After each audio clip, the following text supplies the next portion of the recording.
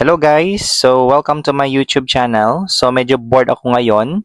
So, need ko ng food. Kaya naisip ko kung saan ako maghahanap ng food. Buti na lang at in-invite ako ni Mrs. sa kanilang fiesta. Kaya agad ako na pumunta sa kanila. O jiva mga guys, napakabilis. Nandito na ako sa kanila. So, pagdating ko mga guys, ay kumuha muna ako ng dessert. Ayan. So, kain muna ako ng dessert kasi nagpapahinga pa ako kasi bago ako kasing dating. So, mamaya na tayo kakain guys. And pagdating ko dito mga guys, ito yung naabutan ko, resulta ng pagiging late. O buti na lang at meron pang natira sa mga pagkain. Kinaumagahan guys, maagang-maaga kaming nagising kasi pupunta kami ng school. Pupuntahan namin yung school ni Mrs. kasi meron kami doong ilalagay or itatakod.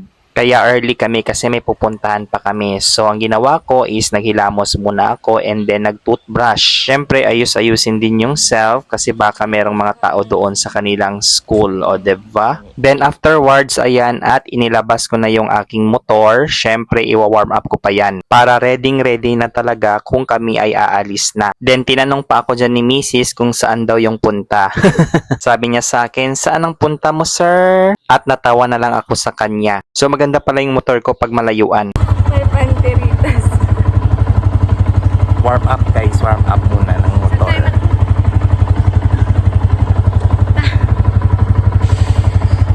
Then, nakarating na kami dito guys sa kanyang classroom. So, yan yung room niya, binubuksan niya na. So, dyan namin isasagawa yung pagtatakod guys. So, ito guys yung aming ikakabit or itatakod sa kanyang bintana. Ayan. So, curtains. So, marami tong curtains na ilalagay namin doon sa tubo. Alright, so nakapasok na kami guys. Ayan, at pinapasok na ni Mrs. yung curtains sa tubo.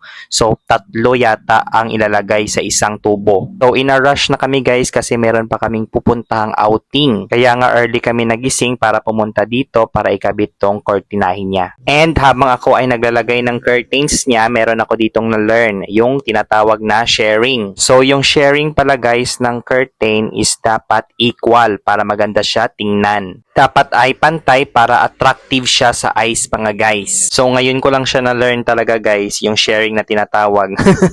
At least may learning, 'di ba? Learning by doing. So ayan, at inaayos ko na yung sharing ng kanyang kortinahin para pag may bisita or may visitors na pumasok, syempre maganda tingnan yung kanyang curtains. So we're done with 1 tubo. Kasi sa Thursday duty na. So ako naman yung nag-try na ipasok yung mga kortinahin niya sa tubo. Buti na lang at sobra yung kortinahin namin kasi kung kulang guys, bibili ulit. So time consuming pa at syempre merong mga blanco na mga curtains pag nangyari ang kulangan. So ilalagay ko na siya sa pangalawang tubo. Ayan. O di ba guys, nakulayan ng maganda yung kanyang classroom kasi merong curtains. So yung motif niya kasi is color green, kaya yan yung kulay na pinili niya. This is also my favorite color kasi nagagandahan talaga ako pag green. For me kasi is attractive siya sa eyes at kinakatch niya yung attention. But anyway, it depends sa person.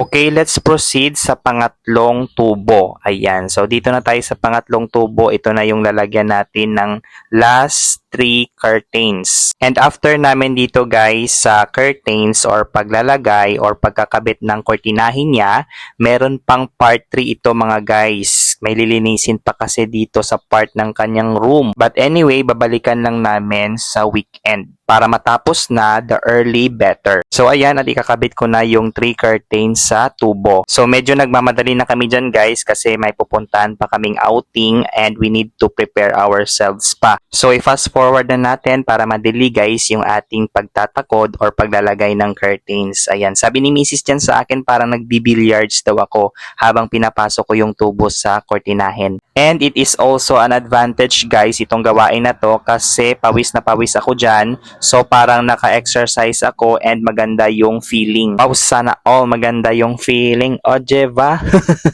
So ayan, at i-fast forward na natin para makapag-relax na at makapag-unwind na din. Kasi di pa talaga kami nakagala sa mga beach or mga falls. Kaya this is the time na makagala kami. And besides, dapat unahin yung responsibility. So ayan, at naglinis-linis pa kami ng kaunti. Kinukuha namin yung mga lawa kasi marami talagang mga lawa dito guys sa kanyang nilipatan na room. So siya yung sa bintana, ako naman yung sa mga walls sa itaas. And yan mga guys, kung nakikita ninyo, maraming mga lawa sa itaas. O diba, maraming ding gagamba. So tinanggal ko yung mga lawa, syempre para malinis yung kanyang itaas. Kasi kitang-kita talaga guys yung mga lawa para malinis tingnan. And ayan na mga guys, ang itsura ng kanyang classroom. O diba mga guys, napakaganda na at ready na talaga sa Thursday. Iba kasi ang feeling mga guys pag malinis yung room and syempre conducive for learning para sa mga learners. So meron pang mga natirang dumi so ayusin na lang namin sa weekend. And after namin ikabit or itakod yung mga curtains, ayan, at tapos na kami. So papauwi na kami.